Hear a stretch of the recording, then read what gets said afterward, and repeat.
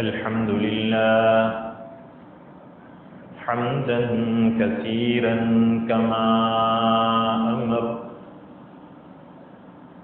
ونشهد أن لا إله إلا الله وحده لا شريك له في الخلق والأمر، إرغاما لمن جهد به وكفر، ونشهد أن سيدنا ومولانا محمدا عبده ورسوله المبعوث إلى الأسود والأحمر لتتميم مكارم الأخلاق. لا يخلق نبي ولا رسول بعده، ولا أمة بعد أمته، ولا كتاب بعد كتابه، ولا شريعة بعد شريعته، صلى الله تعالى عليه وعلى آله وأصحابه الذين هم خلاصة العرب العرباء وخير الخلائق بعد الأنبياء، وهم كالنجوم في السماء للاهتداء والاقتداء، وهم مفاتيح الرحمة ومصابيح الغرب. أعوذ بالله من الشيطان الرجيم. بسم الله الرحمن الرحيم. لمسجد أسس على التقوى من أول يوم أحق أن تقوم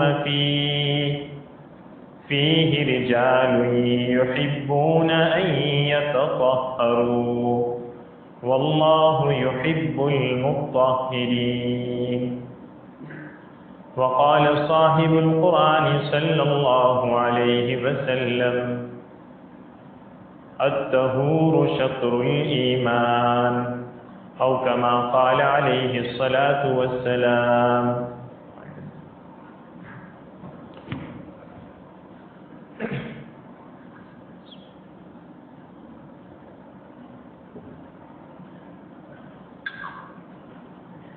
بزرگ اور دوستو،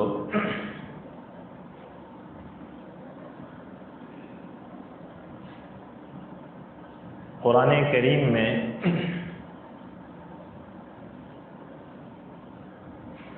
کوفہ والوں کی تعریف بیان فرمائی ہے، اور یہ تعریف اس لیے بیان فرمائی ہے کہ وہ خوب پاک اور صاف رہتے تھے۔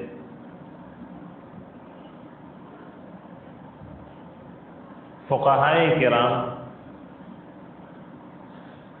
اپنی کتابوں میں کتاب الصلاۃ سے پہلے کتاب الطہارت بیان فرماتے ہیں،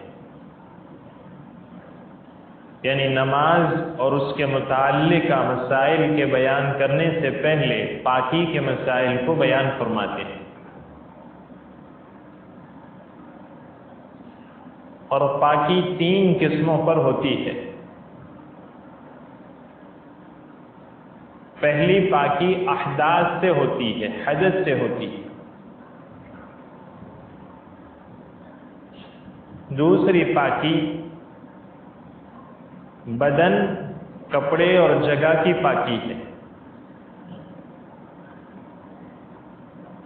بدن پر کوئی چیز لگ گئی ہے جو ناپاک ہے تو اس سے بدن کو پاک کرنا، یا کپڑے پر لگ گئی ہے تو اس سے کپڑے کو پاک کرنا، جس جگہ میں ہم نماز پڑھتے ہیں یا جہاں رہتے ہیں اس کو پاک اور صاف رکھنا، یہ دوسری قسم ہے۔ تیسری قسم بدن کے اوپر سے میل اور کچیل کو دور کرنا،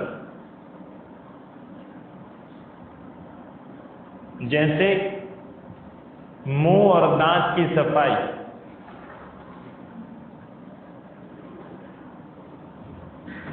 بغل کے بالوں کا اکھیرنا، ناخون بر جائے تو اس ناخون کا کاٹنا، زیر ناف بال کا موندنا، یہ بدن کا میل اور کچیل ہے۔ تو پاکی کل 3 قسموں پر ہے۔ احداث سے پاکی، بدن، کپڑے اور جگہ کی پاکی، اور تیسری بدن پر جو میل اور کچیل جم جاتا ہے اس سے پاکی۔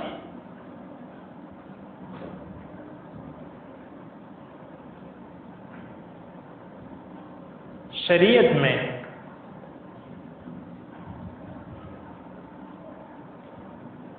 حدث اور ناپاکی ان چیزوں کو سمجھا گیا ہے کہ جس کو انبیاء علیہم الصلوات و تسلیمات نے اپنے وجدان سے بیان فرمایا۔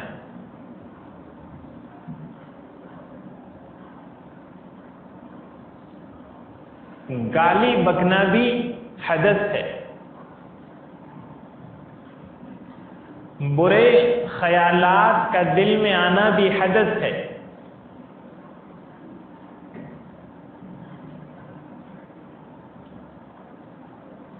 لیکن شریعت نے ایک ایسی شے کا حدث میں اعتبار کیا ہے کہ جو محسوسات کے قبیل سے ہیں، جو محسوس ہوتی۔ حدث کا مفہوم وسیع ہے،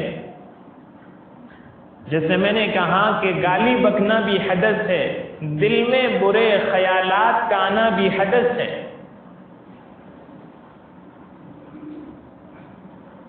لیکن شریعت نے ایک ایسی چیز کو حدث میں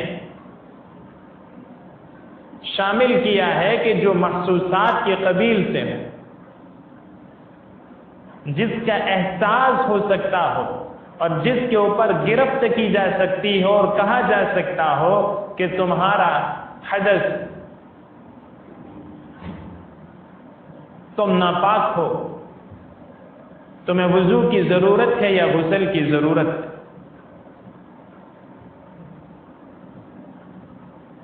حدیث میں آتا ہے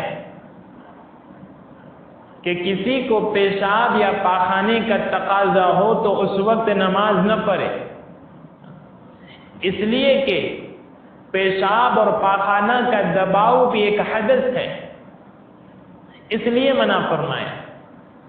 لیکن شریعت نے وضو کے واجب ہونے کے لیے، وضو کے فرض ہونے کے لیے صرف پیشاب اور پاخانے کے دباؤ کا اعتبار نہیں کیا، بلکہ شریعت نے وضو کے واجب ہونے کے لیے پیشاب اور پاخانے کے راستے سے کسی چیز کے نکلنے کا اعتبار کیا۔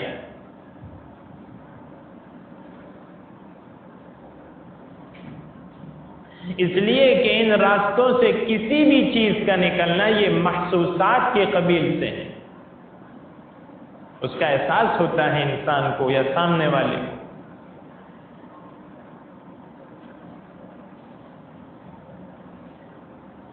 ایسی 8 چیزیں ہیں جس سے انسان پر وضو کرنا فرض ہو جاتا ہے۔ ایک مسئلہ بتانا چاہتا ہوں بیچ میں، فقہاء نے لکھا ہے کہ اگر کسی نے جان بوجھ کر بغیر وضو کے نماز پڑھی تو وہ کافر ہو جائے گا۔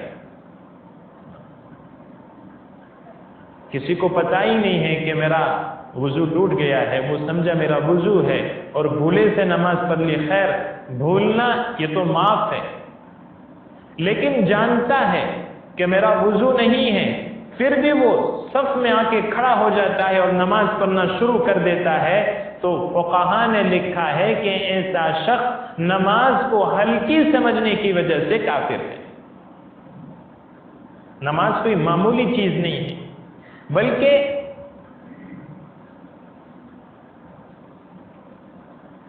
آدمی کو چاہیے کہ مسجد میں طہارت ہی کے ساتھ رہے، پاکی کے ساتھ ہی رہے۔ حدث کی دو قسمیں ہیں، حدث اصغر اور حدث اکبر۔ ایک چھوٹا حدث اور ایک بڑا حدث، بڑی ناپاکی۔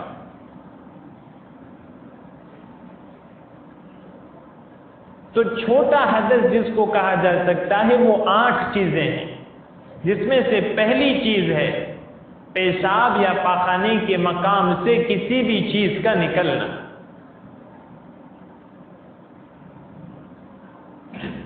پیشاب کے راستے سے پیپ نکل آیا، پیشاب کے راستے سے خون نکل آیا، پاخانے کے اندر سے کیڑا نکل آیا،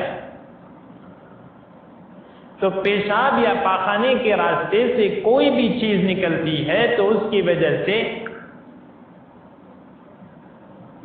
وہ حادث ہو جاتا ہے۔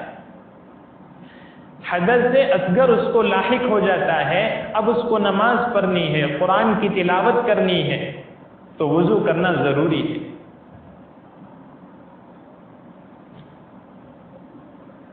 دوسری چیز ہے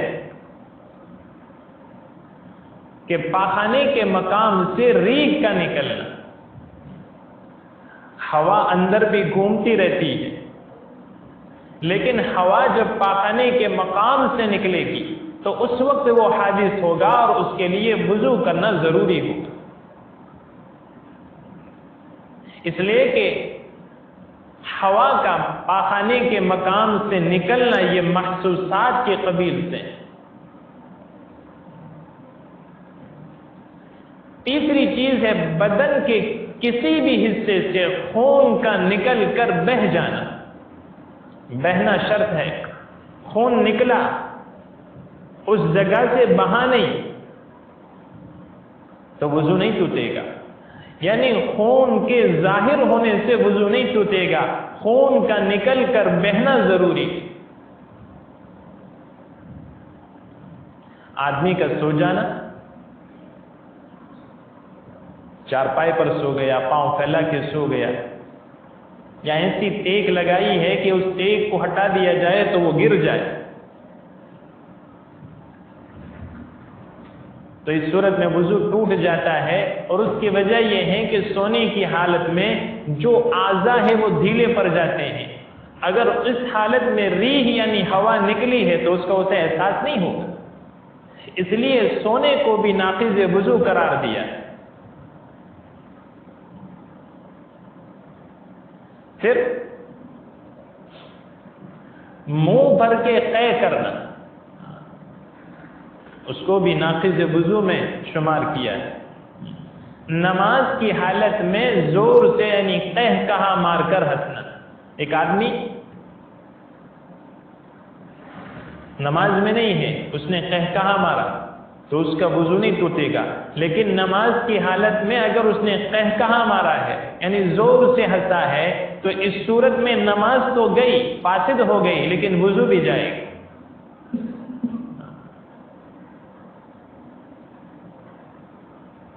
آدمی کا بے ہوش ہو جانا،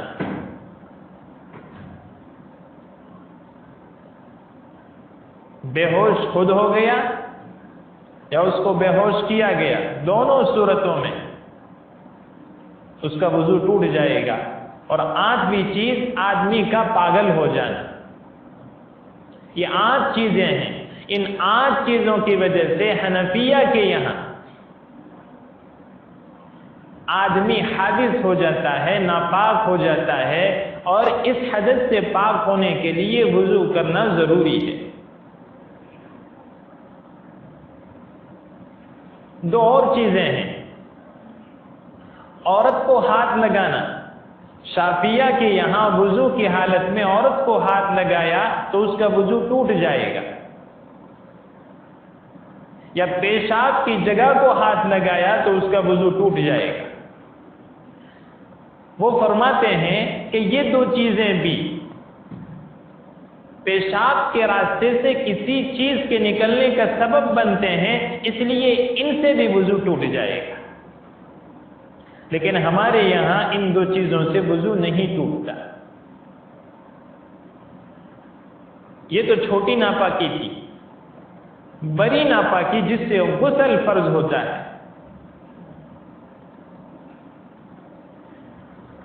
آدمی ہم بستر ہوا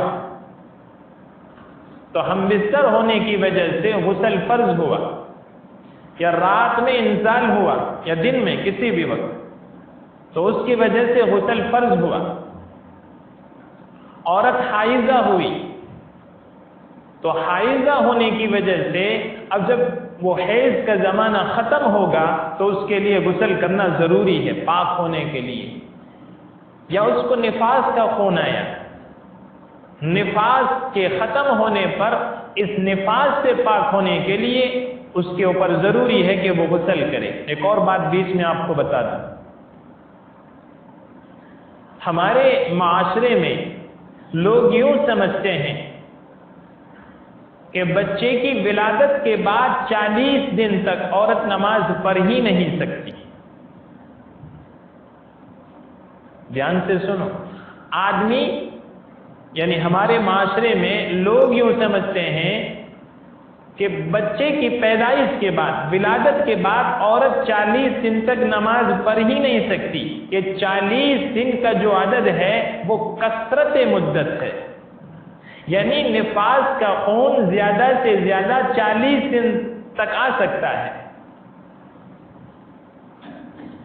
اگر 30 دن میں ختم ہو گیا، 20 دن میں ختم ہو گیا، 15 دن میں ہو گیا، 25 دن میں ہو گیا، تو جب نفاس کا خون ختم ہوگا، نفاس کس کو کہتے ہیں؟ بچے کی پیدائش کے بعد جو خون آتا ہے اس کو نفاس کا خون کہا جاتا ہے.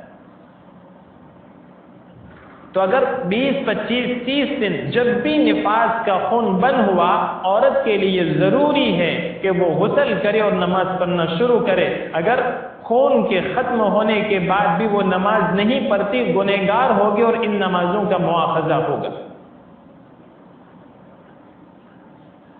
ایسے ہی حیض کے خون میں جب ختم ہو جاتا ہے، چاہے 3 دن میں ختم ہو، 4 دن میں ختم ہو، 5، 6 دن میں جب ختم ہو، جس وقت خون کا آنا بند ہو جائے، اور خون کا آنا بند کب سمجھا جائے گا؟ کہ جو کپڑا رکھا جاتا ہے وہ کپڑا صاف نکل آئے تو اس وقت سمجھا جائے گا کہ خون آنا بند ہو گیا ہے. اب ضروری ہے کہ وہ غسل کرے اور نماز پڑھنا شروع کرے.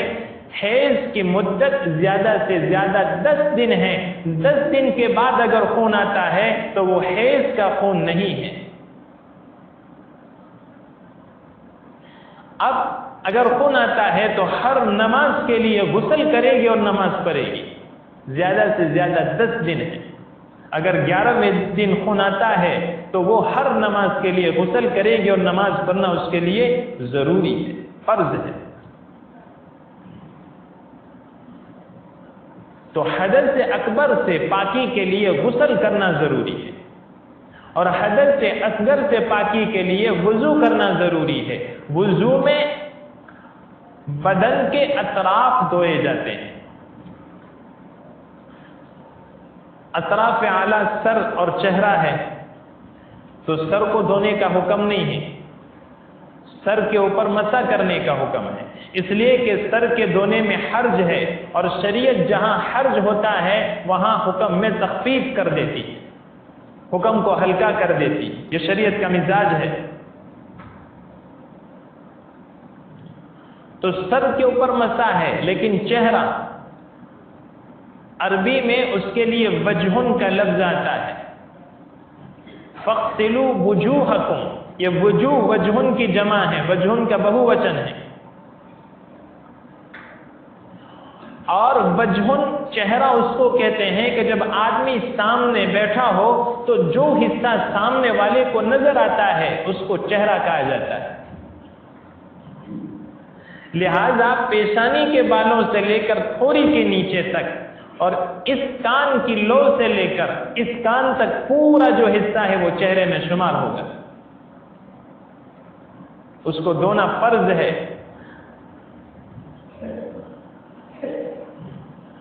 تو چونکہ یہ اطراف میں اعلیٰ ہے اس لیے اس کو دھویا. درمیان میں سے دونوں ہاتھوں کو دھویا جائے گا، اور ہاتھ بھی صرف پونچھوں تک نہیں، ہاتھوں کو کہونیوں سمیت دھوئیں گے. اس لیے کہ یہاں تک دھونا یہ کافی ہے، صرف پونچھوں تک دھونا کافی نہیں ہے۔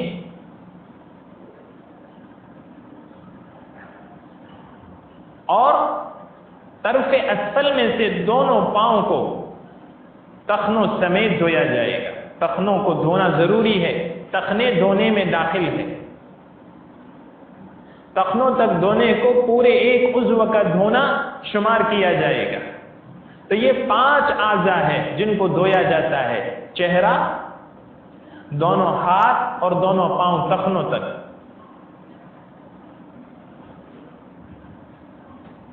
حدیث میں آتا ہے کہ قیامت کے دن میری امت کو بلایا جائے گا اس حال میں کہ ان کی پیشانی چمکتی ہوگی اور ان کے ہاتھ اور پاؤں سفید ہوں گے وضو کے اثر کی وجہ سے۔ یعنی دنیا میں وہ وضو کیا کرتے تھے تو اس وضو کا اثر قیامت کے دن یہ ہوگا کہ ان کے دونوں ہاتھ اور دونوں پاؤں اور ان کا چہرہ چمک رہا ہوگا، ہاتھ اور پاؤں سفید ہوں گے اور پیشانی روشن اور چمکدار ہوگی۔ ابو ہریرہ کی روایت میں ہے کہ اعضائے وضو یعنی جو دونوں ہاتھ ہے کہونیوں تک اور دونوں پاؤں ٹخنوں تک، ان کو قیامت کے دن زیور پہنایا جائے گا، لہذا جو جتنا زیور پہننا چاہتا ہے اتنا وضو میں مبالغہ کرے، یعنی اوپر تک ہاتھوں کو دھوئے۔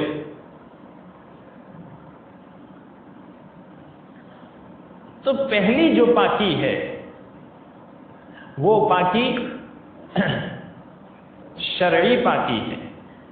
پاکی کی 3 قسمیں میں نے بیان فرمائی تھی: حدث سے پاکی، بدن، کپڑے اور جگہ سے پاکی، اور تیسری بدن کے میل اور کچیل کو صاف کرنا۔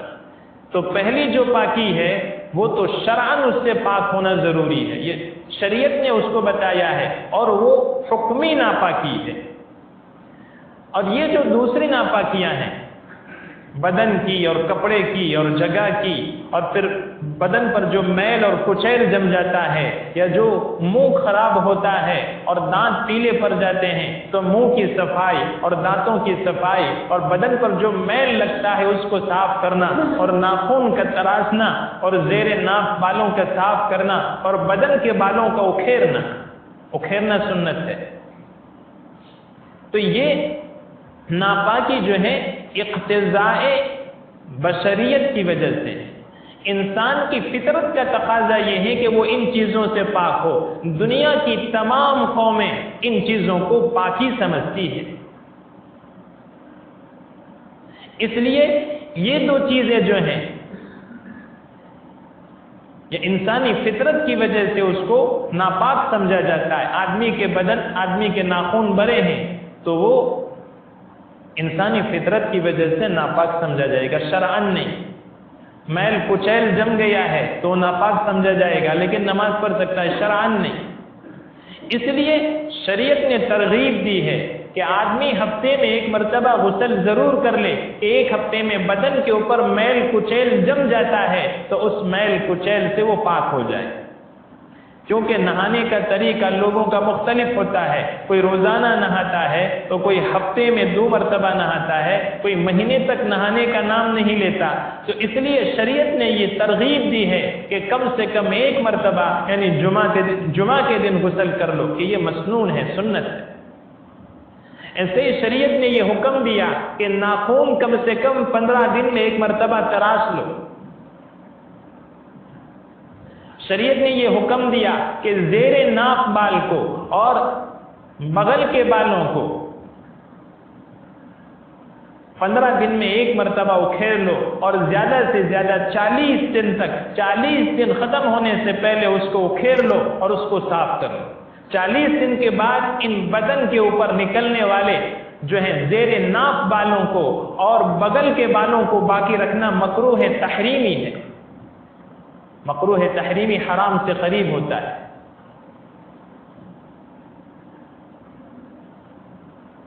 تو یہ شریعت نے ان چیزوں کی ترغیب دی ہے۔ پھر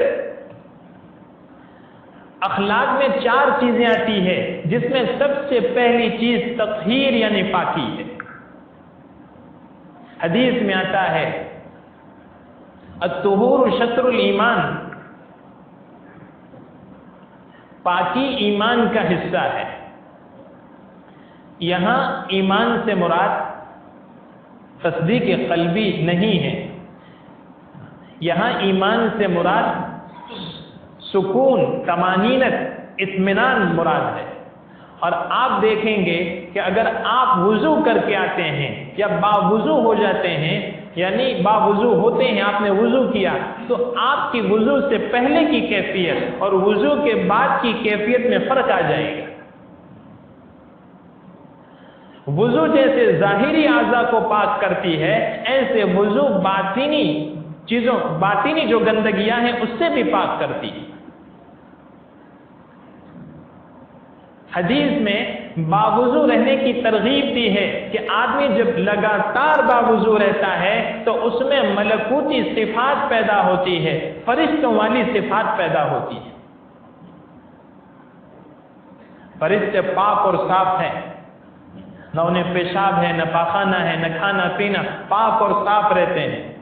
تو آدمی جب لگاتار باوضو رہتا ہے، اور جو باوضو رہے گا تو بنی ناپاکی سے فوراً پاک ہو جائے گا، تو جو آدمی لگاتار پاک رہتا ہے اس میں ملکوتی صفات پیدا ہوتی ہے، فرشتوں والی صفات پیدا ہوتی ہے،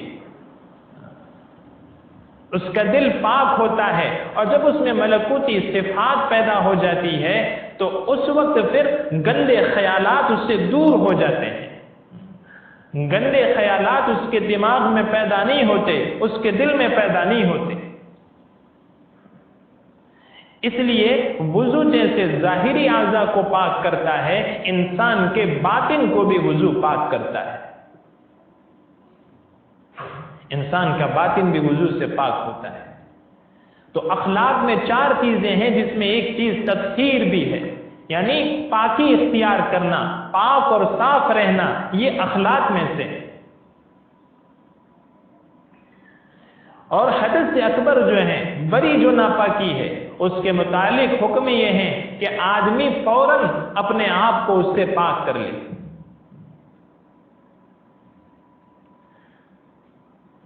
یہ مرد 2 چیزوں کی وجہ سے حدث اکبر سے لاحق ہوتا ہے، اور عورت 4 چیزوں سے۔ انزال ہوا، اس کی وجہ سے مرد کو ضرورت ہوتی ہے کہ وہ اب غسل کرے، اس کو حدث سے اکبر لاحق ہوا، بڑا حدث، بڑی ناپاکی لاحق ہوئی۔ اور دوسرا یہ کہ جو ہے شادی شدہ مرد، یا اگر شادی شدہ نہیں ہے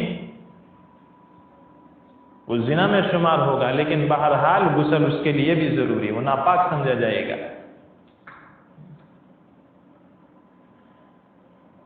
تو یہ 2 چیزوں کی وجہ سے مرد کو حدث سے اکبر لاحق ہوتا ہے اور اس کے لیے غسل کرنا ضروری ہوتا ہے۔ یہ 2 چیزیں عورتوں میں بھی ہوتی ہے، لیکن حیض اور نفاس 2 اور ان میں بڑھ جاتے ہیں۔ میں نے بتایا کہ حیض جو ہر مہینے آتا ہے اس کو حیض کہا جاتا ہے، اور جو بچے کی ولادت کے بعد خون آتا ہے اس کو نفاس کا خون کہا جاتا ہے۔